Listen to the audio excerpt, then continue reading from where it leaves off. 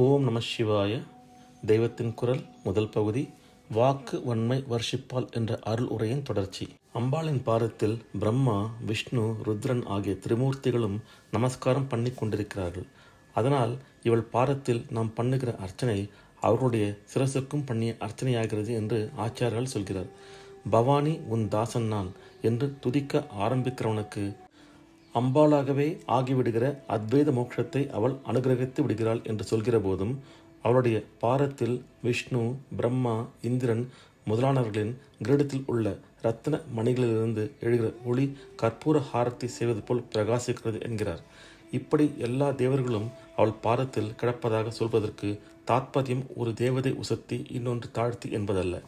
எல்லா சக்திகளும் மனுஷர்களின் சக்தி, மிருகங்களின் சக்தி, தேவர்களின் சக்தி, இயற்கையில் காண்கிற பல சக்தி, இவை எல்லாமும் மூலமான ஒரு சக்தியின் திவலைகளே என்பதுதான் தாத்பரியம். இதைத்தான் சயின்ஸிலும் ஒரே எனர்ஜி பலவிதமான அணுக்களாக, அலைகளாக ஆகியிருக்கிறது என்கிறார்கள். அந்த மூல சக்தியை அன்போடு ஆராதித்தால் அதுவும் அன்போடு அனுகிரகம் செய்கிறது. மற்ற தனித்தனி தேவதைகளுக்கு இருக்கிற சக்தி எல்லாமும் இரண்டுமிருந்து வந்ததுதான்.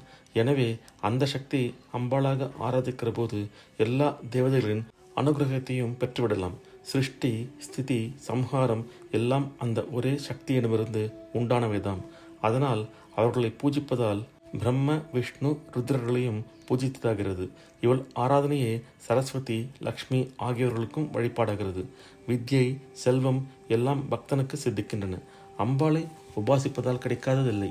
சாஸ்திரங்கள் இதிலே பல பலன்களை குறிப்பிட்டு சொல்கின்றன. அம்பாளை உபாசிப்பதால் மிகவும் உத்தமமான வாக்கு சித்திக்கிறது. கவித்துவத்தை விசேஷமாக அனுகிரகிக்கிறாள். காளிதாசர் பூர்வத்தில் ரொம்பவும் புத்தி மந்தமாக இருந்தார் என்றும், உஜ்ஜனியில் காளியின் அனுகிரகம் கிடைத்தே அவர் கவி சிரேஷ்டரானார் என்றும் கதை கேட்டிருப்பீர்கள்.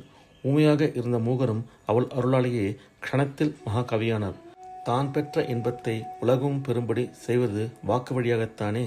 இதனால்தான் மகா பெரியர்களுக்கு அம்பாள் அருள் செய்தது மட்டுமின்றி அந்த பேரருள் அசடுகளான நமக்கும் பாய வேண்டும் என்ற கருணையிலேயே அந்த மகான்கள் தம் அனுபவத்தை பாடுவதற்கான வாக்கு வன்மையும் வர்ஷித்தாள். கவித்துவம், சங்கீதம் முதலிய கலைகள் எல்லாம் அம்பிகையின் அனுகிரகத்தால் உண்டாகின்றன.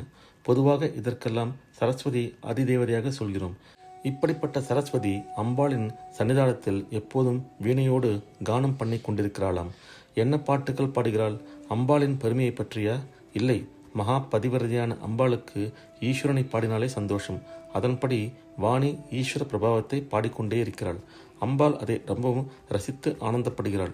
கேட்கிறவர்கள் ஆனந்திப்பதே பாடுகிறவனுக்கும் ஆனந்தத்தை தந்து மேலும் உற்சாகப்படுத்தும். அப்போதுதான் வித்வானுக்கு மேலே மேலே கற்பனை விருத்தியாகும். கேட்கிறவன் தப்பு கண்டுபிடிக்கிற மாதிரியே உட்கார்ந்திருந்தால் வித்வானுக்கு சுபாவத்தில் இருக்கிற பிரதிபா சக்தியும் போய்விடும்.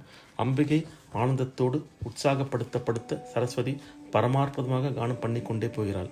அம்பாள் ரொம்பவும் சந்தோஷப்பட்டு தலையை ஆட்டிக்கொண்டு பேஷ் பேஷ் என்று வாய்விட்டு சொல்லிவிடுகிறாள்.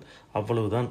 அம்பாளுடைய அந்த வாக்கின் மாதுரியத்தில் சரஸ்வதியின் வீணாநாதம் அத்தனையும் ஒன்றுமில்லை என்றாகிவிடுகிறதாம்.